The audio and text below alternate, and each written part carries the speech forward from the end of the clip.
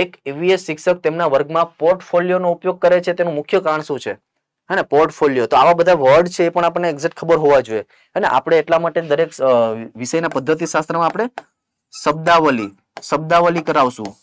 Portfolio એટલે જ્યારે વિદ્યાર્થી છે ને, વિદ્યાર્થી આપણે પ્રાથમિક શાળાની અંદર છે ને, નાના બાળકો જે છે ને, નાના બાળકો કંઈક ને કંઈક નવી નવી પ્રવૃત્તિઓ કરતા હોય છે. કંઈક ને કંઈક નવી નવી પ્રવૃત્તિઓ કરતા હોય છે. માટી કામ હોય કે ચિત્રકામ હોય કે કાગળ કામ હોય કે રંગપૂર્ણી હોય, બરાબર ને? તો એ બાળક જે કાંઈ પણ કરે ને, બાળક જે પણ કંઈ નવી પ્રવૃત્તિઓ કરે ને, એ કોઈ પણ નવી પ્રવૃત્તિ હોય, એક્ટિવિટી કરે ને, તો એનો એક અલગથી એની ફાઇલ, એટલે કાં તો એને ડિસ્પ્લે કરવામાં આવે, કાં તો એની પોતાના જે દરેક બાળકની પોતાની જે થેલી અથવા એવું હોય ને, એની અંદર એને ભેગા કરવામાં આવે, જેથી દરેક બાળકનો એક પોર્ટફોલિયો તૈયાર થાય કે આ બાળક પાસે આને આટલી ક્રિએટિવિટી કરી છે. એમ તો એને આધારે એને મૂલ્યાંકનમાં એને માર્ક્સ મળે.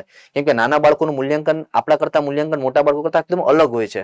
હે ને, એમના માટે માત્ર પેપરોને આધારે એમનું મૂલ્યાંકન નથી થતું. એમનું મૂલ્યાંકન કરવા માટે જોડકણા, એક્ટિવિટી, પ્રવૃત્તિઓ, હે ને, આવું બધું આવતું હોય છે. એટલા માટે નિશ્ચિત સમયગાળા દરમિયાન બાળકનું કાર્યનું સર્વગ્રાહી મૂલ્યાંકન કરવું જોઈએ. યસ, રાઈટ આન્સર શું આવશે? બી આનો રાઈટ આન્સર. યસ,